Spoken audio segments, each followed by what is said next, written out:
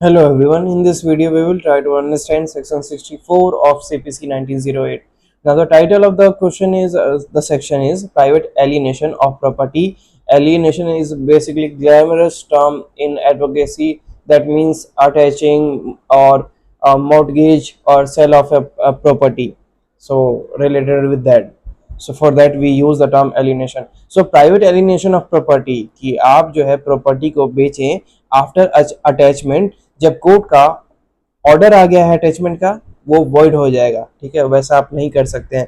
मान लीजिए कोर्ट का ऑर्डर आ गया है अटैचमेंट का कि हाँ उस प्रॉपर्टी को अटैच करके अब जो है रिकवरी करवाई जाएगी, और जैसे ही आपको पता चलता है तो आप उस प्रॉपर्टी को बेच देते हैं, तो वैसा नहीं कर सकते। वैसा अगर करते भी हैं तो वो वॉइड हो जाएगा, वो कैंसिल हो जाएगा। उससे रिलेटेड है where an attachment has been made, जहां पर अटैचमेंट की बात हो गई है, डिसाइड हो गया है कि अटैचमेंट होगा उस प्रॉपर्टी का। एनी प्राइवेट ट्रांसफर, कोई भी खुद से किया गया प्रॉपर्टी का ट्रांसफर जो है, और delivery of the property attach or of any interest therein and any payment to the judgment debtor of any debt dividend or other monies contrary to such attachment shall be void, कि judgment debtor को कोई भी benefit उससे मिलने वाला था या उससे संबंधित था उस प्रॉपर्टी को बेच के, वो कैंसिल हो जाएगा। As against all claim enforceable under the attachment, क्योंकि वो जो वैल्यू है, वो जो क्लेम है, वो अटैचमेंट के थ्रू कोर्ट के पास जाएगा और कोर्ट उससे फुलफिल करेगा जजमेंट होल्डर का जो भी क्लेम बन रहा था वो।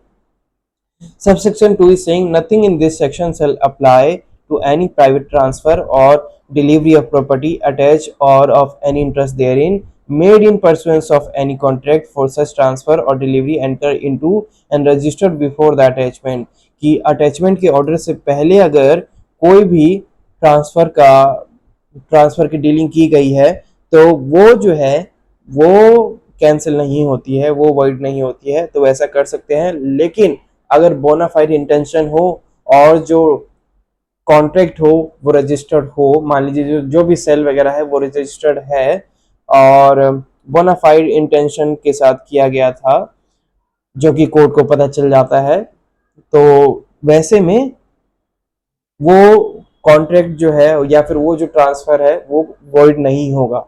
ठीक है, फर्स्ट कहता है कि वॉइड हो जाएगा, सेकंड कहता है कि अगर बोनाफाइड इंटेंशन से किया, रजिस्टर्ड किया पहले और अटैचमेंट से पहले किया तो वो फिर कैंसिल नहीं होगा, वो वॉइड नहीं होगा। Explanation for the purpose of this section, claim enforceable under an attachment include claim for rateable distribution of assets. Rateable distribution basically बंटवारा होता है। ठीक है, तो claim enforceable under an attachment include claim for rateable distribution, कि यहाँ पर कह रहा है कि claim enforceable under attachment, attachment में जो क्लेम है वो इंक्लूड करेगा claim for rateable distribution of assets, कि एसेट को बंटवारे से बांटा गया वो चीज claim enforceable under an attachment में इंक्लूड होगी, ये मानी जाएगी, इसी में मानी जाएगी। That's it.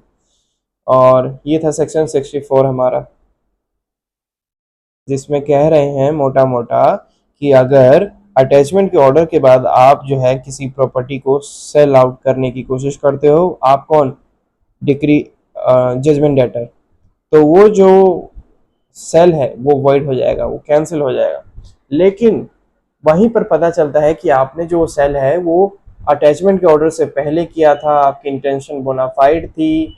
ठीक है, आपने कोर्ट को गुमराह करने के लिए या फिर खुद को बचाने के लिए या फिर खुद के पैसे बचाने के लिए ऐसा नहीं किया था, आपका इंटेंशन प्योर था, तब ऐसे में वो जो सेल है वो वॉइड नहीं होगा, वो ओके होगा। और ये जो सब सेक्शन 2 है ये बाद में ऐड किया गया है, आई थिंक 2002 के आसपास ऐड किया गया है। और यहाँ पर जो claim enforceable under an attachment है ये इंक्लूड करेगा claim for rateable distribution of assets. Rateable distribution होता है कि बंटवारा करना सेम अमाउंट में। ठीक है, तो वो जो चीज है वो इसी में काउंट होगा।